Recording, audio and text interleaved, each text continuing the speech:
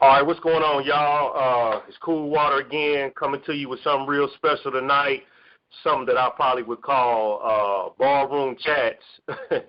in all actuality, I got a good friend of mine, somebody I met a couple of years back, and been more of a mentor to me, if anything else. AV Hodges from Williams and Woods Design Group. Came out, to talk to us tonight and give us a little game and some stuff that we can use on our quest for entrepreneurship success and life success as well. So, how you doing, AV? Hey, I'm doing well. Thanks for having me. Okay, yeah, man. I appreciate you coming out. I've been wanting to get at you for a while. I know we talk privately.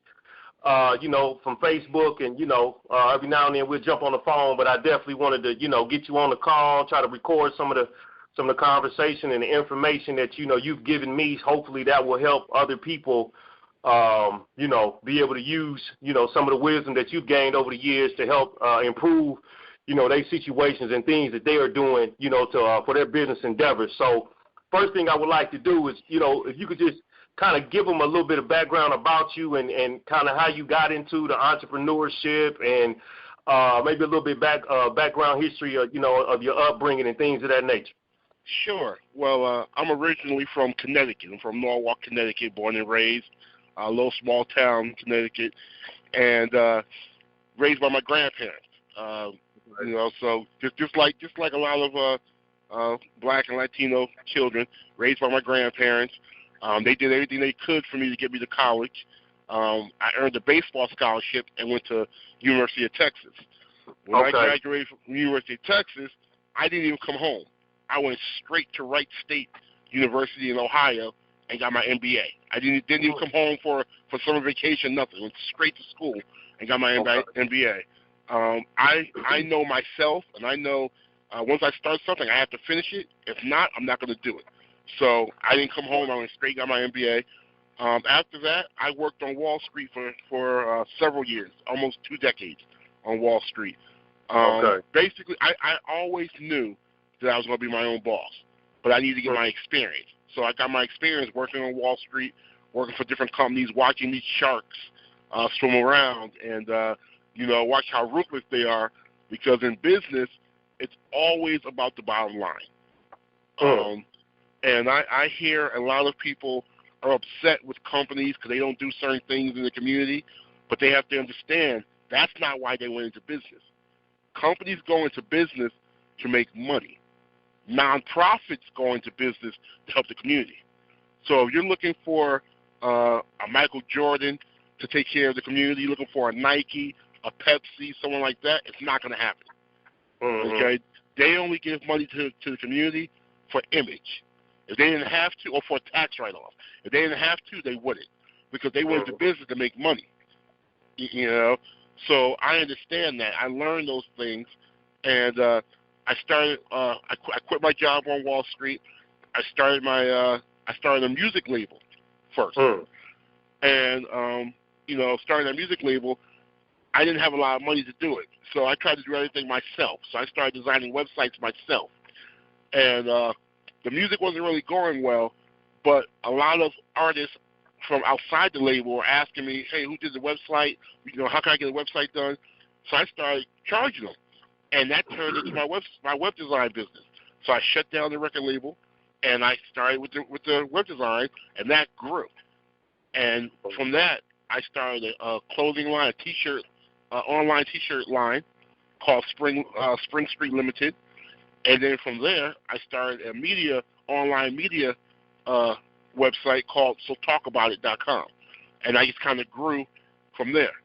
And that's my background right there. I'm just I keep everything in house. No partners, no investors. I do everything myself. If it takes a long time. That's what it is. But at the end of the day, I own everything that I put my sweat and tears into. So if anything happens to me, I can pass it down to my daughter, to my wife, and no one can sue them. No one can fight for the property. No one can fight for the company because I own it 100%. So when I hand it down to them, they own it 100%. Okay, now you mentioned Wall Street, and I think I said this to you when I first met you. You probably the first black guy that I ever met that worked on Wall Street. You know, because I understand that because I was there, actually. I worked for Zurich Financial Group, right. Matter of fact, across the street from the World Trade Centers, and I was the only black person on my entire floor. My company had 4 floors, and I was the only black person on the entire floor. There were 75 people on the floor. I was the only black person on the floor. I was a credit analyst, and there were 3 Latino brothers on the floor, and they worked in the mailroom. So other than that, there were no minorities, and hardly any women. I would say I could count on. I would say maybe 10 women out of 75. Right. And the majority of them, they were all secretaries. So no major players were of color or female. So you said you learned. Now you mentioned earlier in your background history that Wall Street was ruthless. Oh, and now my question to you is, you know, what was life like being at Wall Street, and what did you take away as a defense mechanism being out here in the business world like you are now? Well, one thing is I don't do business with family or friends. And the reason why, I learned on Wall Street, you have to be able to walk away from a deal without having your heart in it. So if a deal goes wrong, you got to be able to walk away from it and not have any emotions. Okay? Because a person on the other side of the deal has no emotions. You know, so I dealt with sharks every day, you know, and these guys here, they would cut their mother's throat for $1. You know? So, I mean, I seen a lot of these brokers scam their own family members. Really? You know, sell them some type of investment, you know, that they really couldn't afford, but they put money in the broker's pocket, you know. And I just learned that, you know, I don't deal with family or friends because at the end of the day, all relationships come to an end. It doesn't matter. It could be 20 years from now. It could be 30 years. All business relationships end at some point. And when it ends, you want to be able to walk away clean and no hard feelings. Well, you can't do that with friends and family. You know, money changes people. You know, and the larger the amount, the more stress and the more it changes people. You know, so working on Wall Street, it was great for me because I was single at the time, no children, no wife. You know, and all I had to do was take care of me. So it was great working on Wall Street, but I've seen a lot of people, a lot of heart attacks, a lot of depression. I've seen a few suicides. You know, when you're dealing with billions of dollars of someone else's money and you lose it, I mean, it takes a toll on you. You know, I've seen people, I've seen guys stay in the office 7 straight days. You know, because most of those companies, they have gyms, they have showers, they have beauty salons, they have everything inside. So you really don't have to leave if you don't want to. You know, so I've seen guys work Monday all the way straight through to the next Sunday, and all they do is take showers at the gym.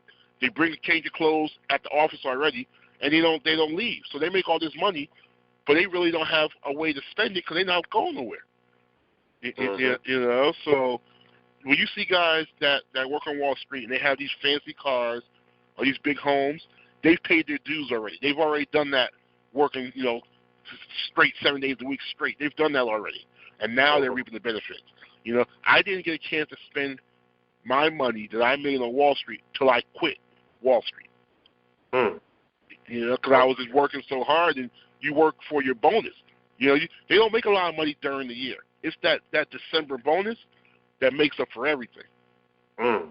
You know, your bonus, and in reality, the average broker's bonus that works on Wall Street is probably twice as much as the average person makes a whole year. You know, so you know, it's just working on Wall Street was it was a wild experience. You know, and I really wouldn't recommend it for anyone that has a family, because that company becomes your family. You really have, for you to be successful, you got to really, you know, dig down and get in there. Right. Okay. Now, at one point, you now, and I may be hitting and missing here, but I know you've told me your story in the past, and you say you was in the music business. Mm-hmm. You was running a record label. You was living high on the hog at some point, and I guess I don't know if you was cross-collateralizing between the music business and Wall Street, but you mentioned that you hit rock bottom and actually went homeless for a minute before you kind of rose back up and got back on your feet. Can you tell us about that? Yes. While I was running the record label, I was also promoting A-list parties in New York City. And I'm talking about parties that they didn't promote. You know, you wouldn't hear about them on the radio. You wouldn't see them online. Nothing. These are word of mouth parties. Models and actors and actresses and multimillionaires. You know, these are clubs that you don't even know it's a nightclub. You walk by, the windows are painted black, and you don't even know it's a nightclub. You know what I'm saying? You go and you open the door, it's a huge nightclub inside. And I was promoting parties like that, making a lot of money. But I was spending more than I was making. You know, I'm promoting these parties during the week. Cause these people here, they party during the week.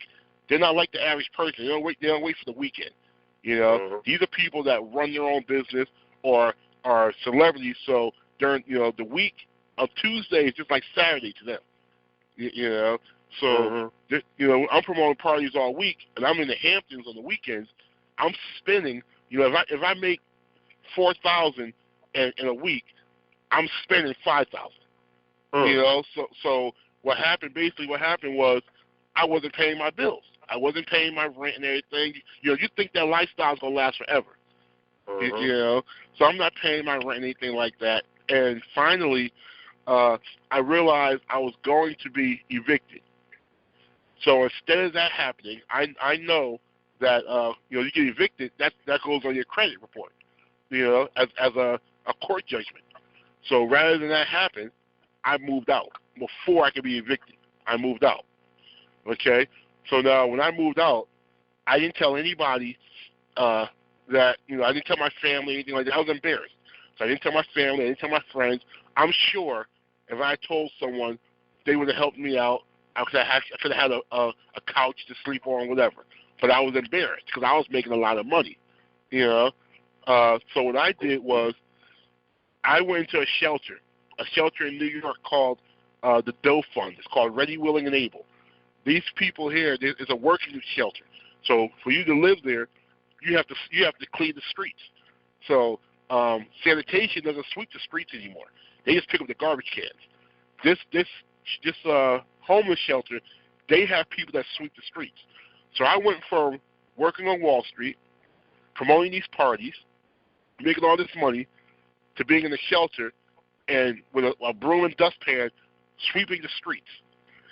And it was so humbling because I was sweeping the streets outside the nightclubs I used to promote at. I was sweeping the streets, and I would see people that used to work for me on Wall Street, and I was so embarrassed. And I just thought to myself, you know what? I must have been speeding too fast, and God had to slow me down. So that's why I'm in the situation I'm in now. Because drugs and drinking was never my thing. I never trusted anyone enough to drink around them. You know what I'm saying? So, as far as being in the club and being drunk, that wasn't me. So I always drink orange juice or cranberry juice. I never took drugs, ever in my life, even to this day. Not even weed, even to this day. So that wasn't my thing. My thing was shopping, eating out, cars, things like that. So I went homeless, and I lucked out because I had a social worker in the shelter that let me promote parties on the weekends. So what I did was while I was in the shelter, they made you save money. So I get money on the weekends for promoting, and I couldn't do it during the week anymore because I was out sweeping streets. So I get my money on the weekends, I save it. After 9 months, I got out of the shelter. I had enough money to get an apartment. I got an apartment, I started the label then and got back on my feet slowly but surely and started these other companies slowly a little bit at a time. Started a little company here, started a little company there. I learned how to save my money. That was my vice and my crutch my downfall was not saving money. As fast as it came in, it went out. You know? And my wife would tell you now, I'm super stingy with my money, you know, because I know where it got me. You know, during the day, I'm walking around in $1,000 suits, and I'm going to a shelter to sleep. And I don't have a police record, but I'm in a shelter, which New York City uses some of the shelters as halfway houses also.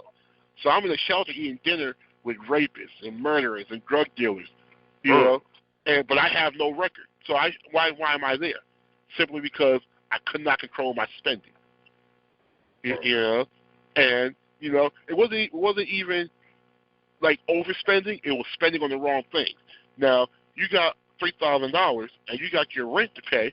You go pay your rent. You don't go out to dinner and go here and go there. You pay your rent first. I wasn't doing that. You know, so that shelter was a necessity. That I really believe that was God saying, hey, before you do something crazy, let me slow you down. You know, and ever since then, I've been on the right track. I've been growing. I really haven't had any bad years since then. You know, we're talking we're going on 17, maybe 18 years ago. Yeah, and I still keep the ID card from the shelter. You know, I still keep the ID card on me, just in my wallet, to remind me of, you know, where you can be if you don't do what you're supposed to do. And it was an embarrassing time. It was a humbling time because in that shelter, because it's a halfway house as well, they do random drug tests. I've never taken a drug in my life, so me having to take a drug test was like a slap in the face to me. You know what I'm saying? And I had to realize I did it to myself by being there. you know, so you know. So let me ask you this: do you feel okay? So now you an educated brother who, you know, was out and you know, living high on the hog.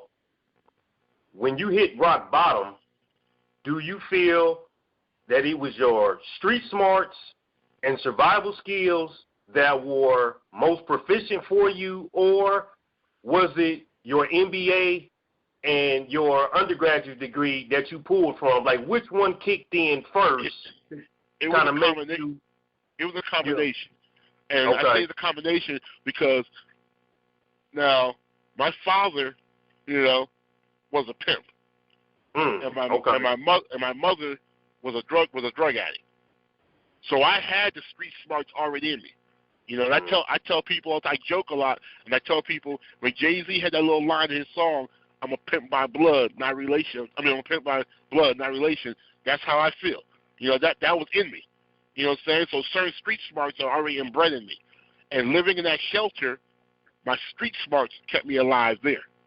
Because like I said, I was in that shelter with killers and rapists and drug dealers. I was someplace I shouldn't have been. It wasn't my element. But, you know, being from where I'm from, you know, with my father's background, my mother's background, I knew how to maneuver, you know. Now, when it came to getting money to get back on my feet, it was the MBA and the boardroom that helped me because I knew how to speak to certain people that had the money. You know what I'm saying? Like, I knew how to maneuver on both sides of the street. You know, I knew how to hang on the corner and speak slang. You know what I'm saying, with the cats in the hood, or I knew how to button up my shirt and put my tie on and walk into a boardroom and speak to a gentleman about a loan or something of that sort. You know, so it was both. At first, it was the street smarts because I was in an element that I was not familiar with, and you know, I'm in a shelter sleeping. You know, you're in the shelter. You sleep. It was an old school that they had converted, and the old classrooms were your dorms. So I'm sleeping in the room with 12 to 13 other men, you know, with one eye open because you don't know who is who. You know what I'm saying? So my street smarts is what got me through the shelter, and it was my intellectual side that got me back on my game. Okay, that makes sense. I can understand that. So now with all of that, and this may be, I guess, a rhetorical question, but what was it that said, okay, I got to become an entrepreneur. I can't be an employee for someone, because I know you told me you used to work for a multimillionaire. I know you said you watched his move. You also mentioned you did taxes. You know, what was it that you said, okay, you know what, I gotta be my own man? What really got you going in that direction? Honestly, I've wanted to be my own boss since I was 8 years old. Okay. And what that came from me watching my grandparents grind every day and have to ask someone else for a sick day or for vacation time or something like that. You know, my grandfather told me one time, he said, no matter how good you are at your job, your boss is only going to pay you what they believe you're worth. So, and 9 times out of 10, you're worth more than they are. But they're not going to pay you more than they pay themselves. He said, for you to really get what you're worth, you have to be your own boss. And that always stuck with me. You know, I've never been satisfied working for somebody else. You know, even when I worked on Wall Street for those 12 years, actually, I worked for 3 different companies within those 12 years. You know, 4 years for one, I worked 5 years for another, and then 3 years for another. And I've worked in several industries. Wall Street, I worked in the fashion industry, music, obviously. I did electrical drafting. You know, I worked in several industries, and what I did was I used them as experience tools. Let me learn how to manage people from my bosses, and also let me learn how to not do things. You know, because I worked for some bad companies also that taught me how not to treat people. You know, working for a bad boss is just as valuable as working for a good boss because you learn how not to treat people. You know, I worked for a boss who really degraded people and really looked down on people, and I learned from him not to do that to people. You know, I seen how it made people feel. I seen the consequences of it, and I just learned. You know, so I've always wanted to be my own boss, but I think that you know, you can learn to be your own boss because you can get tired. You can get tired of working for someone else. You know, I was born with it, but you don't have to be born with it. You just have to get fed up.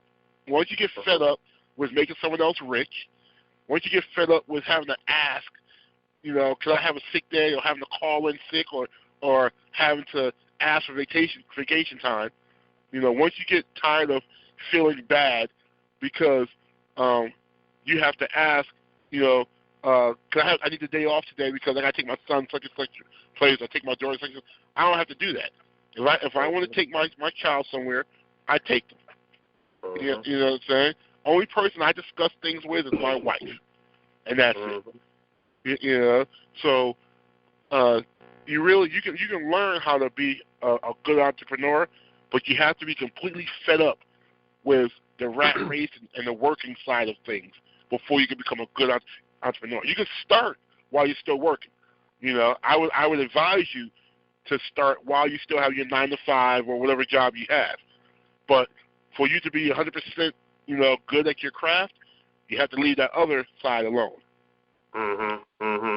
So, as you was, you know, out getting yourself together and started to rise up in the ranks in society, naturally you started building relationships, I'm sure. What significance does the relationship building have with the success of your business or the failure of your business? For example, and then I'm gonna let you speak. I watch the Shark Tank. I see the Shark Tank. I see how they move. I just went over here Saturday to Damon John's book signing for the new book, Power of Broke. You know, I see a lot of people in there, but I don't know if they really understand the movement of relationship building, because I didn't see a whole lot of congregating and people developing relationships as they were more trying to get the book signed. You know what I'm saying? Because in the room, it could have been some other guys who were just like him, but if you're not talking to those other guys or introducing yourself, you wouldn't know. So, exactly. You know, what significance does relationship building have, you know, in your line of work and things of that nature? Well, in business, networking is everything. Networking is your foundation, because you never know, you know, whom you're going to come across and work with or have to work with. You know, you never know when you're going to need something and that other person over there has it, and they're willing to work with you on it, but you don't know if you don't network. You know, I was speaking to Damon about that, I would say, a few months ago. And the one thing that he was telling me was, you know, when he first started FUBU, him and his boys first started FUBU, people on the hood got upset because he would go outside of Queens and go to these like the parties I used to promote, you know. And I met him way back then when I promoted parties, and he didn't remember until I brought it to his attention. He's like, yeah, I remember you. I met him back then, you know, and he said, yo, you were real cool because you never know who you're gonna cross again. You know, I didn't know that I would cross, you know, paths with him again, you know, decades later. But I'm glad I was cool then, and I'm glad I knew how to speak to him then. Because now we see each other differently. See, then I was a promoter, and he was a business owner. Now we're both business owners. We both own corporations. You know, so the only difference is he has investors. I do not. You know, so he has access to a larger amount of capital than I do. You know, but I own everything. I don't have to go to anyone and say, hey, this is what I want to do, you know, because I own my you know, my corporation, you know, lock, stock, and barrel, you know. So networking is key. You have to be able to network because you can't do everything. So you're going to have to partner with other people that can do things you can't do. You know, when I promoted these parties, I use that to network like crazy.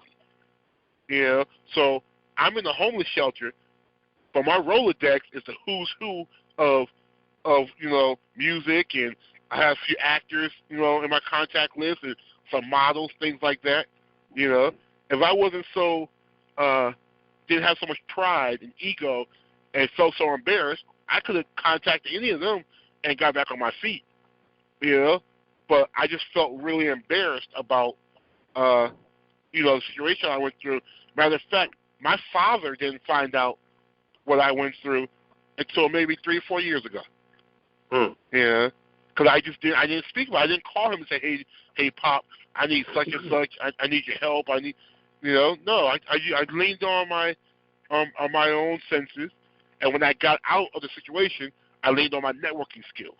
You know, and networking is key. You have to be able to speak to people and deliver your story to them, and not be shy about it, you know. And don't worry about them judging you. They're gonna judge you, you know. That's what we do. We're human. They're gonna judge you, you know. But that's on them. Either they take it or they leave it. You know. I don't get every, you know. My company, the web design agency, does not get every client we go after. So we worry about the ones that we do get. We don't worry about the ones that say no or you're overpriced or whatever. Either they're going to come back to us later, or they're going to go with someone else. We can't worry about that. You know, so yeah, networking is key. Networking is key. Now, with that being said, this is a two-folded question, I guess you could say. Well, I guess it's one. I know of you having 3 companies that you run, but you told me you have 5. So the question is, how are you able to implement 5 companies, run them successfully, and how are you able to employ people to put in those positions to run those companies so you can manage everything? Can you elaborate on that? Yes. Well, first things first, one company at a time. Okay. Everything started out of the record label. That's where the web design business came out of. And once the web design business was doing well, I shut down the record label completely, and I concentrated on the web design agency completely, 100%, nothing else whatsoever. When that got to the point where it could almost run itself, and I had hired designers and things of that sort, then I stepped into another business, which I forgot to mention, was a small business consulting. So I stepped into that. And I started running that. And once that got to the point where it could run itself, and I had people in place that could run it, then I went on and on to other companies. So always one company at a time, and it has to get to the point where it can pretty much run itself. Not meaning you're not involved with it, but just meaning that you don't have to be involved in every single little detail. Because if you micromanage, you have a job. That's not being an entrepreneur. That's not being a businesswoman or businessman. You micromanage, you might as well have a job because you're sitting there over someone's shoulder all day anyway. You know. So once you get to, hire the right people, go with your gut. Go with your gut. Not every person with a college degree is going to fit in your place. Okay, and not every person that you feel is on point is going to be on point. So you have to be able to maneuver and go with your gut, and you have to be able to read character. You know what I'm saying? I have some designers with the web design agency that have college degrees, and they're college-trained or college-educated web designers. But I also have a few that are self-taught that have high school diplomas. And they're just good. They just know how to design. Yeah, and that's it. When I look at their portfolio looked as good as a college-educated guy's portfolio. Just one went to school and learned, the other one was self-taught. So I have them both. Got it. And the crazy thing is they work very well together. It's 3 of them, actually. It's 4. It's 2 college-educated and 2 high school educated that work on a team, out of the 12 designers we have. And they work very, very well together because no one cares about the fact that, this person is educated, like, college educated, this one's not. They just care about, can we get the project done and will it look good? Once you get into the working world, your college education doesn't really matter anymore. It gets you, you need it to get your foot in the door. You need it. But when I go to a room, to a seminar, and I'm speaking to people, right, other millionaires do not care that I have an MBA because they probably have one also. And if they don't, big deal. We all got the same amount of money. So no one really, so getting your foot in the door, education is key. I mean, it's key, because a lot of people won't even look you in your face without it. But once you get in the door, let your skills take you where you need to go. So that's so one business at a time. That's how I did it. And hiring people that were just as smart, if not smarter than me. It doesn't matter how they got the smarts, going to college, street smarts, doesn't matter. All that matters is they know as much as I do or more. Okay. I got a couple more questions, and then we're going to open it up for some folks to maybe ask you a couple of questions and things of that nature, because I definitely don't want to keep people too long. No problem. We spoke privately, and this is still, we're on the topic of entrepreneurship. Now, I have friends, and I've came to you for some advice about this particular subject matter, that are in network marketing. Being that you're an entrepreneur who has actually built your situation from the ground up, can you briefly tell us what you told me about why you do not invest in people as it relates, I guess, to network marketing? The reason why I don't do or deal with network marketing is because you only make money if someone else makes money. You're not selling a product or a service. It's like it's a pyramid. Someone makes money and it trickles down to the next person, and that right there is not stable. It's not because you're relying on whether or not the people under you are just as hungry as you are. And if they're not, then how can they sell? And if they don't sell, how can you make money? So the network marketing doesn't really work for me. The MLM doesn't work for me. I provide, my corporations provide either products or services, tangibles, things you can feel or things you can see. If you're a deaf person, you're deaf, you can still see my products. You can still see the T-shirts. You can still see the web designs. You can still see the charts and graphs of the consulting firm. Things of that sort. So I provide things that you can touch and feel. Even matter of fact, if you're blind, you can still feel the T-shirts. Things of that sort. Also, I believe in dealing in things that don't have downswings. We live in 2016, the internet age. There's always going to be need for websites, always. Whether people need new websites or they need old websites updated. Okay, there's always going to be need for T-shirts because people need to wear clothes and they always want to look fresh. So things of that sort. So talkabout.com, people always want to be informed. They always want to know what's going on in the news. So that's also the news, is always going to be around. So I deal with things that are always going to be needed. Network marketing. Can you tell me exactly what you're marketing? It's things like that. You can't tell me what you're marketing. You're marketing another person, and they're marketing another person, and they're marketing another person. And you're hoping that they sell so you can make money. And I just don't, and I don't think that is a bad thing. It's for some people and not for others, and it's just not for me. But I don't knock it. I don't think that people that do it are bad or they're scamming. I don't think that whatsoever. It's just not for me. And what I do may not be for them. So that's how I feel about it. Gotcha. That makes sense. Well, I've been in several, and I learned a lot. Don't get me wrong. I think now, I'm kind of more in line, with the philosophy that, we talked about, which is, building it from the ground up. One other question. You own a company, but you're also in business with your wife. And your wife is part of the paradigm that y'all have set up. How was that working with your wife, and what's the importance of having her on the team? Well, she's the president of the corporation. Okay, so we have William and Woods Web Design Group. We have Spring Street Limited, which is the T-shirt shop. We have SoTalkAbout.com.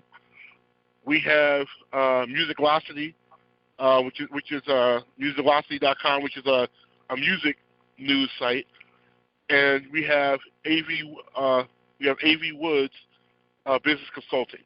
All those companies are under AV Woods Business Consulting.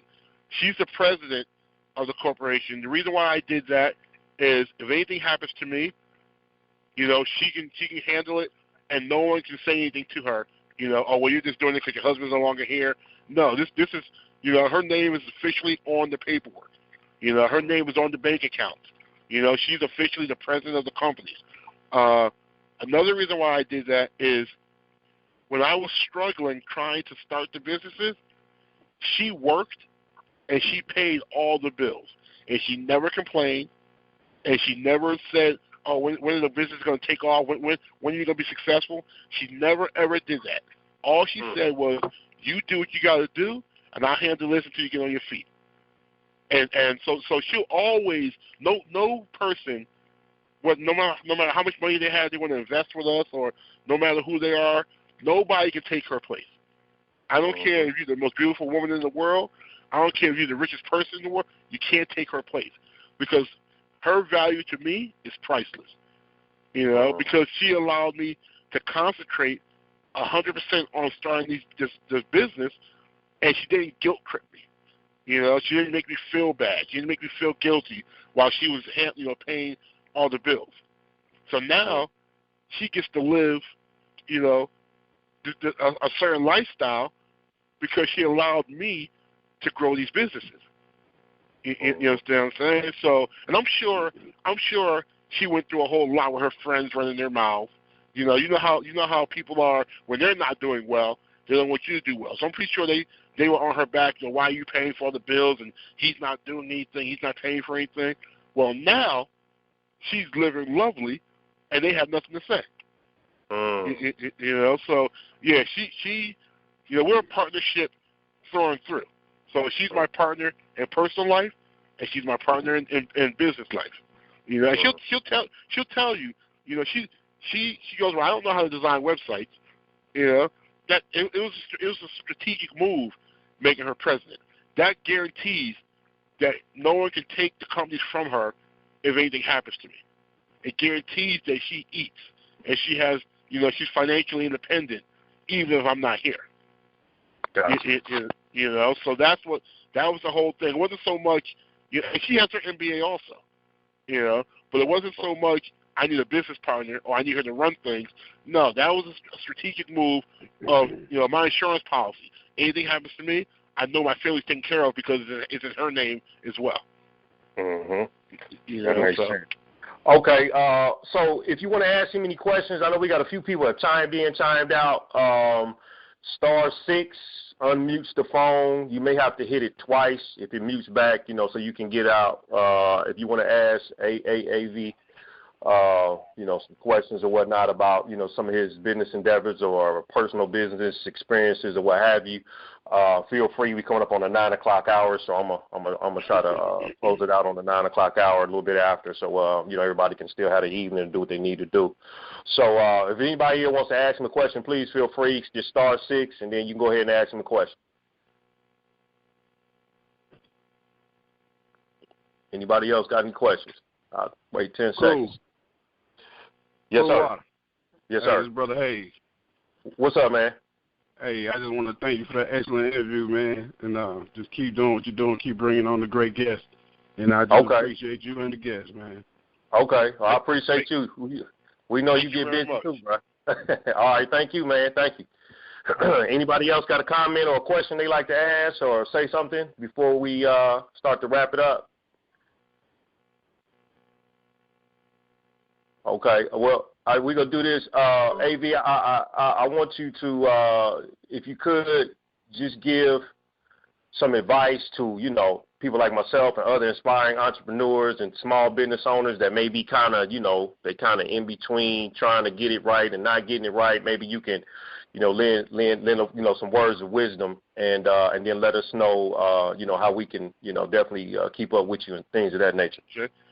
Well, first thing I would tell any startup entrepreneur is to always bet on yourself and always invest in yourself. At the end of the day, it's your dream, it's your goal, so you have to go hard. You're going to hear a lot of no's. You're going to hear more no's than yeses, but you only need the one right yes to be that big break. So just keep pushing. There's going to be times you want to give up. You have to surround yourself with other successful people, no matter what industry they're in.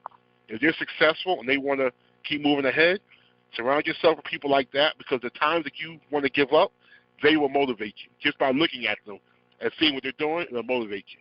I have a small circle. I only have 3 friends that we've been friends for over 30 years.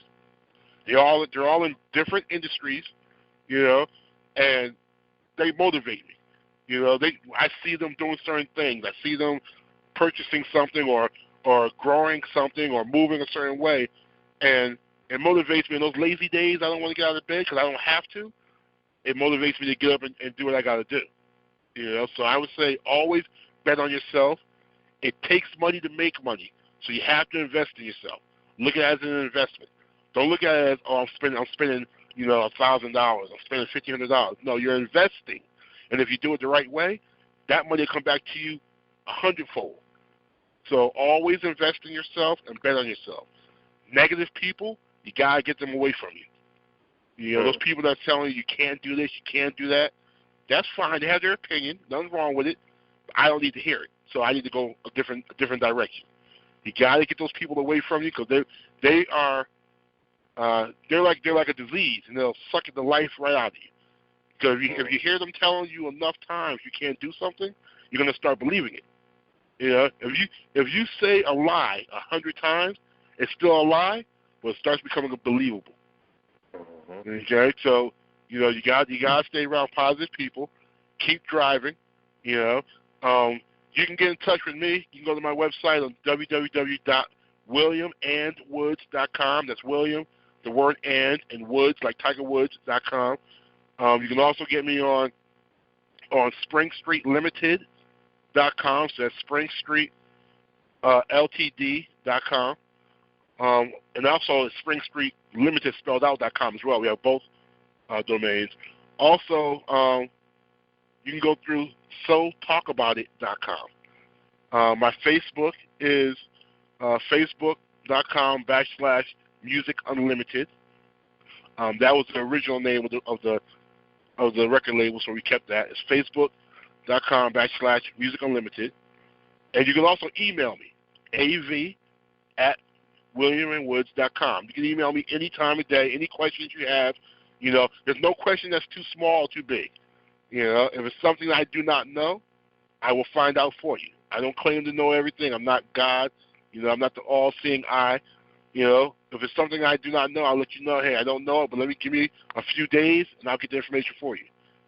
And that's it. Okay. Wow. Like I said, man, I really appreciate your time. I did. I got some. I think I learned even more tonight. Because we never talked this long in length. Yeah. So definitely, it was definitely a blessing to have you, man. I appreciate what you.